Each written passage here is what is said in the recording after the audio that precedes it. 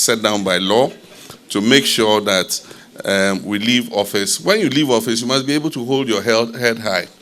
Wake up in the morning and not fear that anybody will call you to come and account for anything, because you did things the way you should have done them. Recently, I've been watching the Public Accounts Committee, and it's so pathetic. You know, why must we every year congregate at the Public Accounts Committee, and then you hear all kinds of atrocious, things. I mean, recklessness with public funds and resources. And so I have a meeting on Thursday with the Chief Justice, the Attorney-General, and others to find a final solution to this Auditor-General's report, that persons who are found guilty of infractions or do not follow due procedure or lead to loss of public resources, we must have a fast-track process to Nsawam,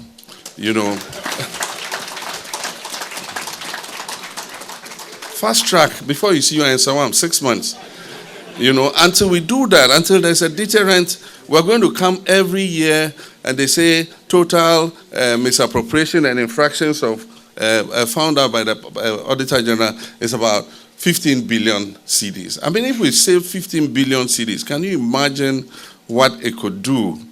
And so we're going to have a meeting, we're going to brainstorm. We've not fully implemented the constitutional provision.